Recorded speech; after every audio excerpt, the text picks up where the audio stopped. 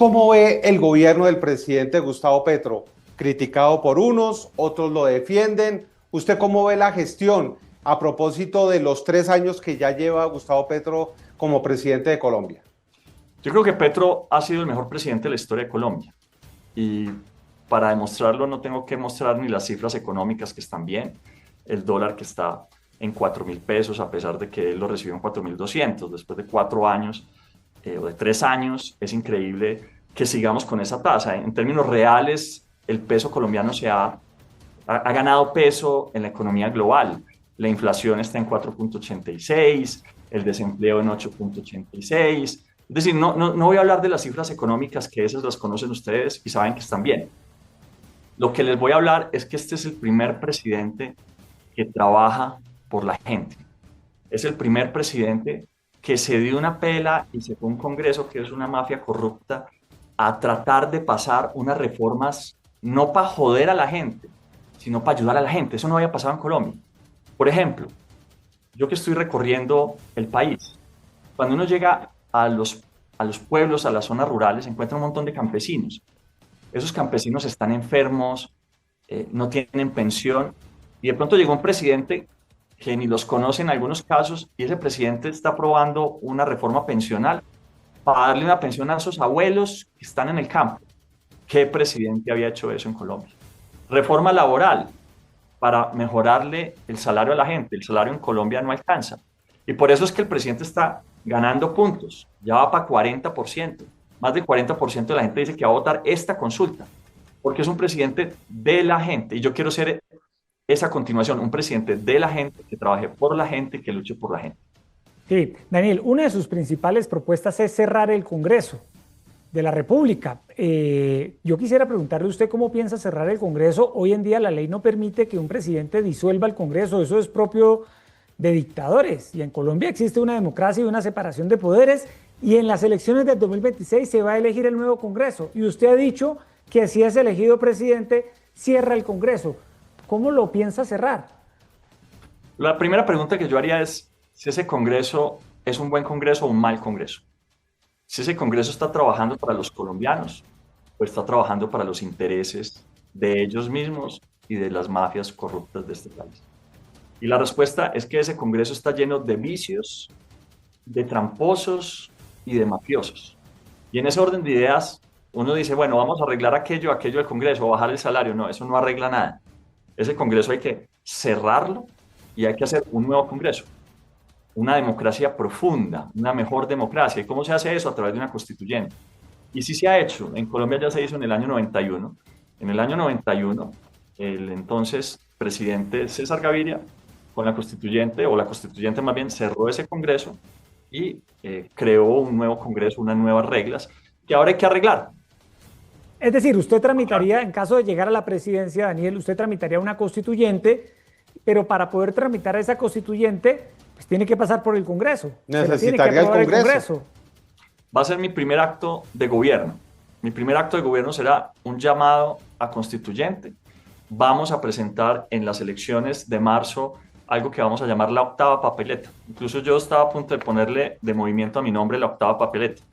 Y es que vamos a movilizar a la ciudadanía, a millones de colombianos, a que ese día inserten, van a escribir en un papel cualquiera, van a escribir sí a la constituyente y lo van a meter en la urna.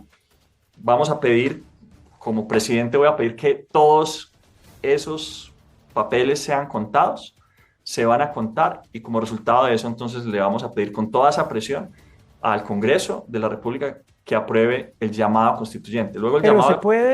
se puede incluir en las elecciones al Congreso de marzo próximo del 2026 una papeleta para hacer esa pregunta que usted nos dice, Daniel, de convocar una constituyente. ¿Eso está validado con la registraduría? ¿Eso se puede hacer? Eso es un acto ciudadano. Así fue la séptima papeleta. No estaba aprobada en la Constitución de 1886. Lo que estaba... las constituciones generalmente crean reglas para que no puedan ser cambiadas. Y por eso es actos ciudadanos masivos los que permiten esos cambios. Ahora, ¿para qué? ¿Para qué una constituyente?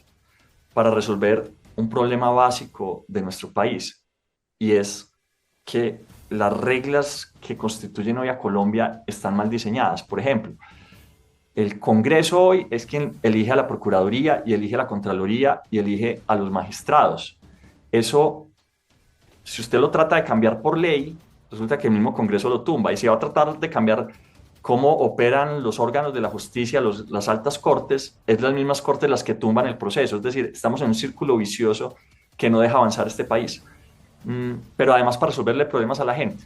Las medicinas no le llegan a la gente lo atracan, le roban el celular, la gente sabe dónde está el celular. Tiene el celular tiene un sistema que le dice, otro celular que le dice, mi celular está allá en ese local comercial. Y la policía no puede hacer nada. Y luego, lo peor es que todo el mundo sabe, incluso los operadores de telecomunicaciones, usted sabe que yo sé de eso, de telecomunicaciones y de tecnología, los operadores saben cuáles son los celulares robados, saben dónde está su celular que se lo robaron. Pero para eso se necesita una reforma constitucional. ¿No es mejor entonces reformar el Código Penal, el Código de Procedimiento Penal, si es algo así de justicia? ¿Por qué una constituyente? Porque si usted va a reformar la Constitución en Colombia, las Cortes tumban la reforma constitucional. Si fuera tan fácil arreglar la justicia, ya lo hubieran arreglado hace tiempo. Si fuera tan fácil hacer una reforma política, ya hubieran arreglado la política hace tiempo. No es tan fácil. No ha pasado. Y en esa constituyente, Daniel, ¿usted estaría de acuerdo con revivir la reelección para que Petro se postule a una reelección, no evidentemente inmediata, sino, por ejemplo, en el 2030? A mí me gusta la reelección, incluso inmediata y eventualmente posterior. Pero lo que yo creo es que 4 años son muy poquitos para lograr los cambios que requiere un país. La reelección me parece el mecanismo adecuado para que la gente valide si lo que se está haciendo está bien o no. Y si la ciudadanía valida que se está haciendo bien, entonces que sean 2 periodos. Pero para hacer eso, vuelve el cuento. Hay que hacer una constituyente. O sea, ¿usted estaría de acuerdo con que en la constituyente Colombia reviva la figura de la reelección? Sí, señor. Sí, señor. Eso es uno de los puntos. Y que Petro se presente... Y que Petro quede con las puertas abiertas para someterse a una reelección, por ejemplo, en el 2030. Eso ya sí lo definiría la constituyente, donde participarían todos los sectores, ¿no? Eso no es que Quintero va a ser una constituyente y la constituyente lo que diga Quintero, no. La constituyente es una nueva elección, donde los uribistas también presentan candidatos, donde los candidatos del pacto histórico presentan candidatos, el verde, los liberales, los conservadores, y eligen una especie de órgano con unas reglas nuevas, y ese órgano lo que va a hacer es que crea unas reglas, y esas reglas van a operar para todos durante 30 años.